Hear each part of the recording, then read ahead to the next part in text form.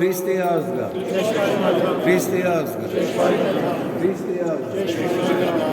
იოცად ზემოდელ დღესასწაულს მენელსაცხადე დედების ხსენება არის დღეს და კეთილსახური კეთილმორწმუნე დედოფლისა თამარისა მენელსაცხადე დედები რომლებიც არიან ჩვენთვის მაგალითის მოცემული მანუგეშებლები იმიტომ რომ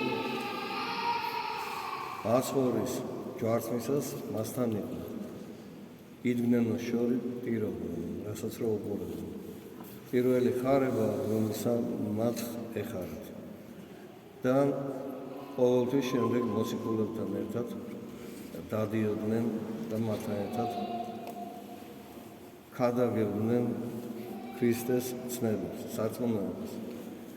ეს შემართება დედების არის ღვთისმოძებული ძალა და ნიჭი, რო არ შეუშინდნენ და რომ სიყვარული აქვთ განუსაზღვრელად დიდი, ღვთისმიმადლებელი.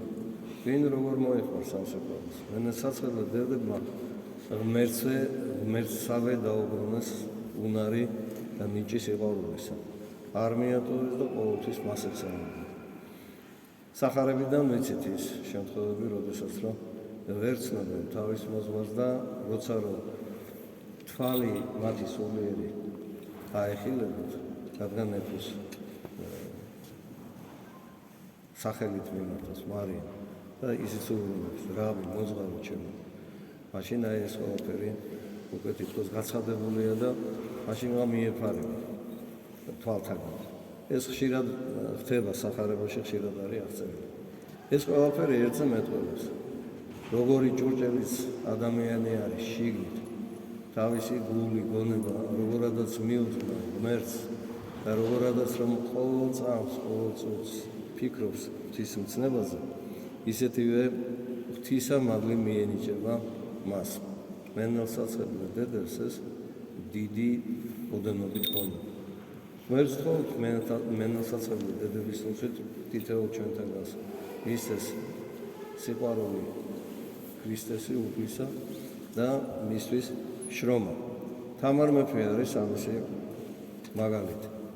ლოცულობდა განსაცდელის ჟამს, ფეხშველი დადიოდა, ქვის არეცელზე იწვა, სასულიერო პირთათვის თავისი ხელით ქარგავდა, შესამოსულს კერავდა. მას, როგორც მეფეს, რაც შეეძლო, ამას ყველაფერს ღვთისადმი სიყვარულით აკეთებდა. ერთი ამბავი ყველა მიცით, როდესაც რომ სახურებაზე მიდიოდა და ემზადებოდა, უთხრეს, რომ გარეთ მთხოვნელი არის ერთი ადამიანი და ცოტა ხანს დაავადებას თხოვდა. და იმ სამკაულს, რომლითაც რომ იმოსებოდა და ამშვენებდა თავის შესამოსულს, როცა რომ გამოვიდა თავისი სამეფო პალატიდან, ნახო რომ მთხოვნელი აღარ იყო, შეწუხდა და თავის თავს დააბრალა. ესე იგი, რამაც ხელი შეუშალა, რომ ღვთის სადიდებლად მოწყალება გაეღო და მადლს მიახლებოდა უფლის მადლს.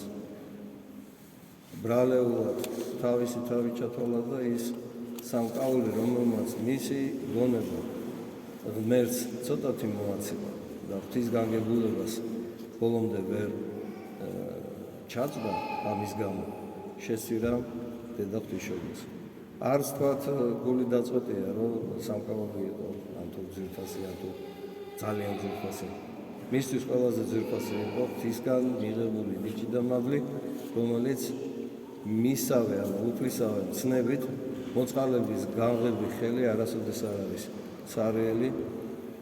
მადლი უნდა მიეღო მას უფლისაგან და აი ამ მადლის მიღებაში ხელი შეეშალა.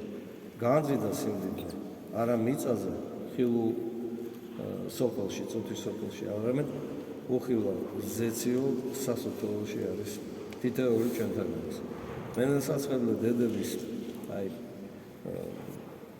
ვაწვით, ღვთისადმი სიყვარულით, ვერცხლობთ, რომ ჩვენ ყველას მომგლოს აი ესეთი სიყვარული და ერთობა უფალთა.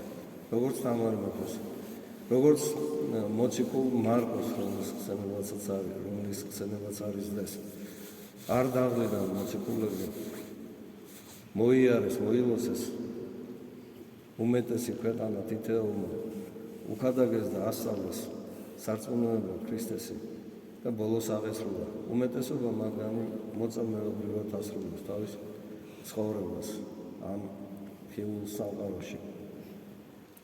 მერთმაინებს მათი ლოცვით ჩვენს